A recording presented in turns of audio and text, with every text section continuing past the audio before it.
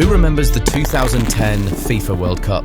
It was one hell of a time, wasn't it? That was the first time the World Cup ever went to Africa, and it was a real vibe. The Jabulani, the Vuvuzelas, Shakira's song, Kanan's waving flag, Suarez's hand of God. There's just a whole lot to remember about that tournament, man. Till today, it is still up there as one of the greatest, most entertaining, and most eventful sporting festivals of all time. But in the midst of all this entertainment, something hugely consequential happened at the 2010 World Cup in South Africa, which changed the entire history of football as we know it. What am I talking about? Well, come along as I tell you how Frank Lampard's ghost goal changed football forever. So you see, Germany and England were two of the favourites going into the 2010 World Cup. Everyone expected them to finish top of their respective groups, which would have put them in different paths to the final. And well, Germany did as we expected. They beat Ghana and Australia, and that was enough for them to finish top of Group D. But England, on the other hand, failed to win their opening two games against the US and Algeria. So after beating Slovenia in the last game of the group stage, the best they could manage was a second place finish in Group C. They finished with the same points and goal difference as the US, but they scored fewer goals, and that put them in second. So they went from possibly facing Ghana in the round of 16 to facing former world champions Germany. Even before that game kicked off, everyone knew that that was the match of the round. Spain and Portugal were also facing off in that round, but this was the game everyone had their eyes on. Both teams were star-studded and packed with the best talents in world football. We had John Terry, Ashley Cole, Steven Gerrard, Frank Lampard and Wayne Rooney on England's side. Then Germany had Manuel Neuer, Thomas Müller, Mesut Ozil, Bastian Schweinsteiger, Miroslav Klose and Philipp Lahm. Germany were led by Joachim Löw, while England were led by Italian manager Fabio Capello, two of the best tacticians in the game at the time. This round of 16 matchup was sure to deliver on quality and entertainment, and it didn't fail to live up to expectations at all. The only difference was that nobody expected the entertainment to come the way it did. You see, the game was well poised from the very beginning. Germany started out on top, and they finally got the lead in the 20th minute after Upson and Terry mid-read a very long goal kick from Neuer and failed to properly deal with it. That allowed Klose to wrestle through and stretch just in time to hit the ball past an onrushing David James to open the scoring with his 12th goal in World Cup finals.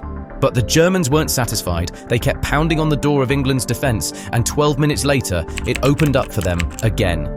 They had a quick exchange of passes in the midfield, which released Thomas Müller to drive into the box. Then he laid a pass to Lukas Podolski, who shot from a very tight angle and scored in the 32nd minute. 2-0. 2 goals down in the first half of the game. What were England going to do? Well, they were going to fight, and that fight very quickly yielded results. Just 5 minutes after they went 2 goals down, the Three Lions halved the deficit. They had a corner, but chose to take it short. After 2 passes, Steven Gerrard sent a cross into the box, and Matthew Upson was just at the right place at the right time. He rose highest in the box and sent his header past Manuel Neuer, who was in no man's land. 2-1. Game on! England were obviously very fired up. They wanted to get back on level terms before halftime, so they started attacking, doing everything to get that equaliser before the break. And well, they did. They did get their equaliser just 2 minutes after scoring their first goal.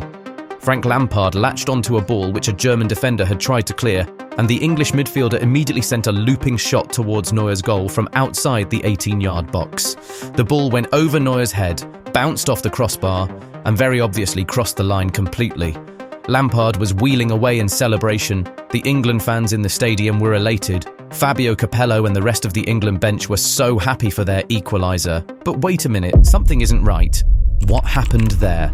So, after the ball bounced under the crossbar and over the line, Neuer quickly went to grab it and continued the game like nothing happened. And guess what? The referee allowed for the game to go on. He didn't award the goal to England, and when the replay came up on the screen, it was obvious that we had all just witnessed one of the biggest controversies in the modern game. So, 2-1, the score remained. In the second half, England tried to motivate themselves to get back into the game, despite the obvious injustice they had faced, but they just weren't able to pick themselves back up.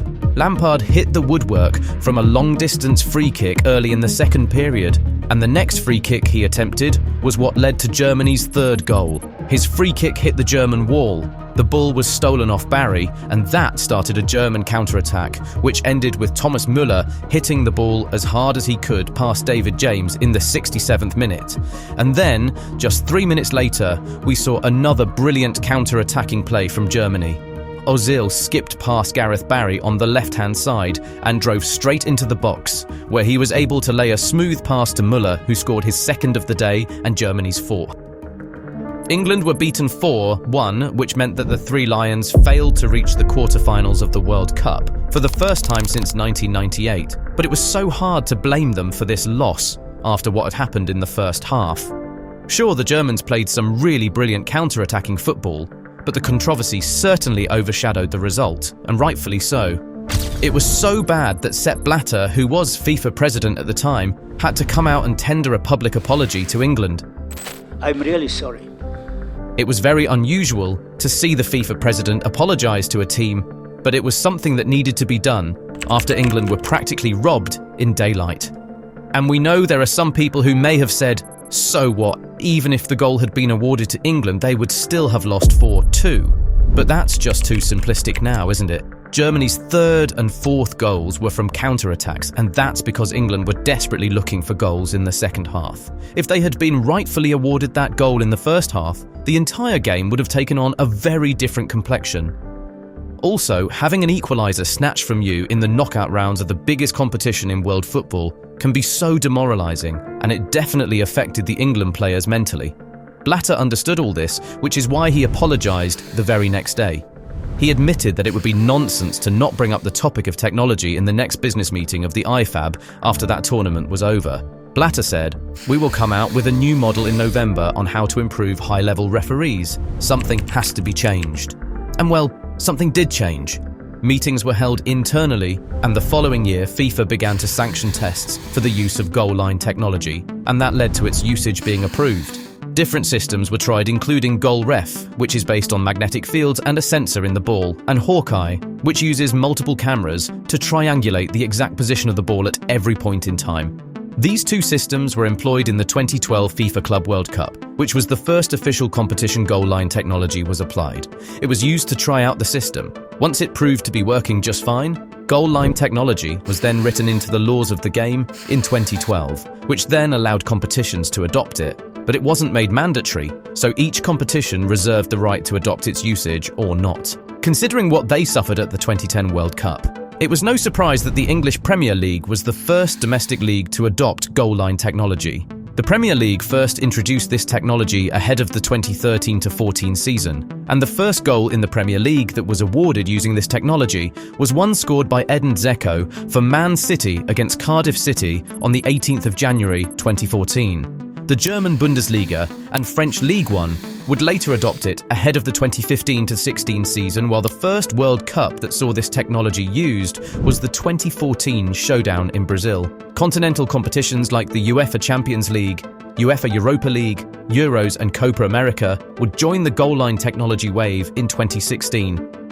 But the Spanish La Liga has still refused to adopt this technology, despite all the top leagues taking it on. And this has led to multiple controversies in the league over the years, including a recent one in El Clasico between Barcelona and Real Madrid in 2024, when VAR wasn't able to get a clear angle to determine if Lamine Yamal's cross had completely crossed the line. But apart from Spain, the entire world has pretty much joined the goal line tech community, and there are no doubts that it has made life better for players and fans. In fact, a similar technology has even been introduced to help referees to detect offsides very quickly. The semi-automated offside technology was implemented successfully in the 2022 World Cup, as well as the 2024 Euros and Copa America. It has also been introduced to the Premier League, Serie A and Champions League, among other leagues. So Frank Lampard might have been mad that his goal against Germany wasn't awarded to him, but he can take some consolation in the fact that it changed the entire future of football. And yes, it was actually his goal that forced this change.